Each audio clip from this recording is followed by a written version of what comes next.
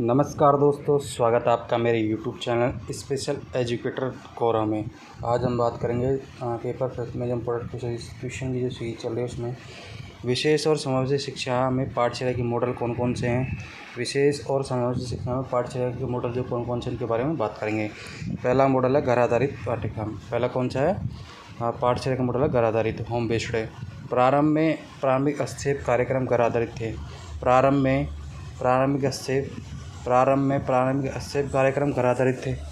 प्रारंभिक हस्तक्षेप है जो क्या है, घर आधारित थे। प्रारंभिक क्या थे? पहले घर आधारित थे। मुख्यतः ग्रामीण परिवारों के लाभ के लिए, क्योंकि वे स्वास्थ्य सेवाओं से दूर थे। क्यों चलाया गया था?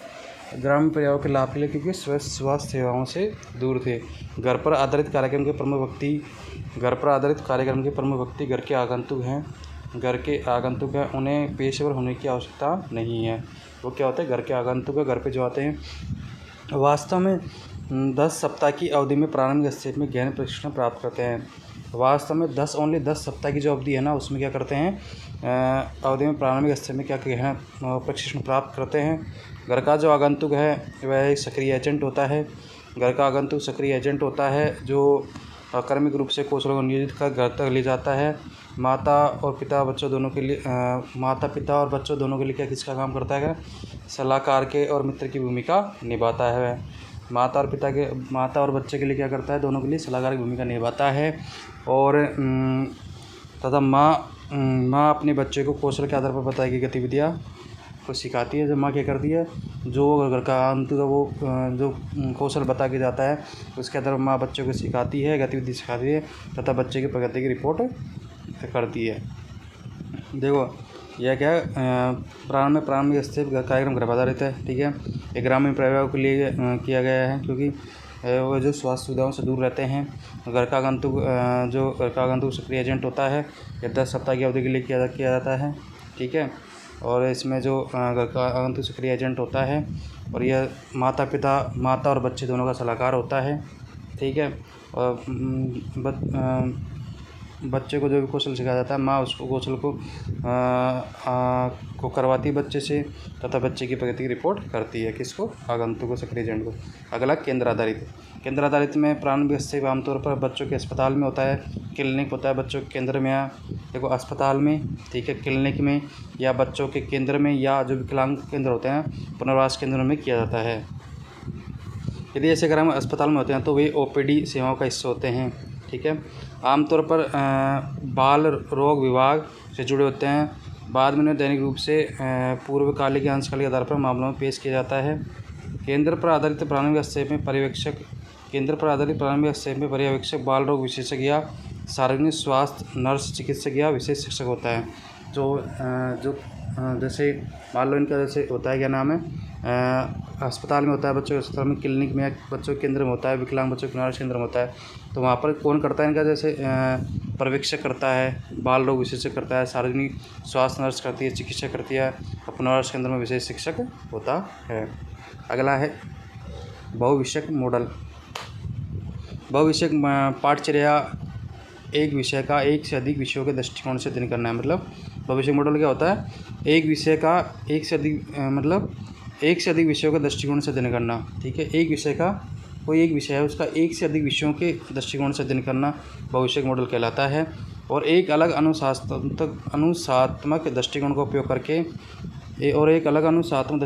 करके समस्या को हल करना होता है। अब इसके लक्षण कौन कौन से हैं?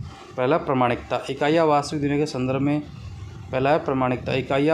दुनिया के संदर्भ में जैसे समुदाय और कार्यस्थल की समस्याओं का उपयोग करती है।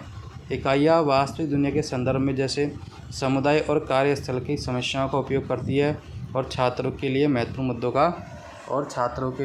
मुद्दों का क्या करती है? समाधान करती है।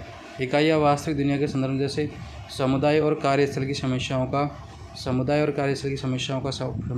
उपयोग करती है और छात्र के लिए महत्वपूर्ण मुद्दों का उपयोग करती है। दूसरा है अप्लाइड लर्निंग। इकाइयाँ छात्रों को उन समस्याओं को हल करने में संलग्न करती है जो उच्च प्रदर्शन कार्य संगठन जैसे टीम वर्क, जैसे टीम वर्क, समस्या समाधान, संचार आदि। जैसे टीम वर्क हो गया, समस्या समाधान हो गया, संचार आदि। अगला सक्रिय अन्वेषण। इकाइयाँ इंटर्नशिप क्षेत्र आधारित जांच और सामुदायिक अन्वेषण से जुड़कर कक्षा से आगे बढ़ती हैं। इकाइयाँ क्या करती हैं? इंटर्नशिप क्षेत्र, इकाइयाँ इंटर्नशिप क्षेत्र आधारित जांच और सामुदायिक अन्वेषण से जुड़कर कक्षा से आगे बढ़ती है। अगला है व्यस्त कनेक्शन। इकाइयाँ छात्रों को समुदाय के उद्योग, इकाइयाँ हैं छात्रों को समुदाय के उद्योग और इकाइयाँ छात्रों को समुदाय के उद्योग और उत्तर माध्यमिक भागीदारों के व्यस्त इकाइयाँ छात्रों को समुदाय के उद्योग और उत्तर माध्यमिक भागीदारों के व्यस्त सलाहकारों, उत्तर माध्यमिक भागीदारों के वयस्क सलाहकारों और प्रशिक्षकों से जोड़ती है। ये क्या करती है? छात्रों को समुदाय के उद्योग से और उत्तर माध्यमिक भागीदारों के वयस्क सलाहकारों और प्रशिक्षकों से जोड़ती है। अगला आकलन अभ्यास। इकाइयाँ नियमित प्रदर्शन आधारित प्रदर्शनियों और उनके काम को आकलन में छात्रों को शामिल करती है। मूल्यांकन मानदंड हुआ, व्यक्तिगत स्कूल हुआ। मूल्यांकन मानदंड व्यक्तिगत स्कूल और वास्तविक दुनिया के प्रदर्शन के मानकों को दर्शाते हैं। ठीक है, तो ये था कौन सा? भविष्यक मॉडल। अब है ट्रांसडिसिप्लिनरी पाठ्यक्रम मॉडल। ट्रांसडिसिप्लिनरी पाठ्यक्रम मॉडल क्या होता है? ट्रांसडिसिप्लिनरी पाठ्यक्रम मुख्य विषय के बीच की सीमाओं को हटा रहा है। ट्रांसडिसिप्लिनरी पाठ्यक्रम मुख्य विषयों के बीच की सीमाओं को हटा रहा है। उन्हें वास्तविक दुनिया के विषयों के निज संदर्भ के निर्माण के लिए एकीकृत कर रहा है। क्या कर रहा है? जो मुख्य विषय की जो सीमाएँ उनको हटा रहा है और जो वास्तविक दुनिया के लिए क्या कर रहा है? एकीकृत कर रहा है। और यह उप प्रमुख स्टेम पाठ्यक्रम शुरू कर रहा है। ठीक है, क्या कर रहा है? प्रमुख स्टेम पाठ्यक्रम शुरू कर रहा है। जो मुख्य विषय की जो भी सीमाएँ हैं, जो भी कमियाँ हैं, उनको क्या हटा रहा है और वास्तविक दुनिया के लिए क्या एकीकृत कर रहा है, नए पाठ्यक्रम का निर्माण कर रहा है।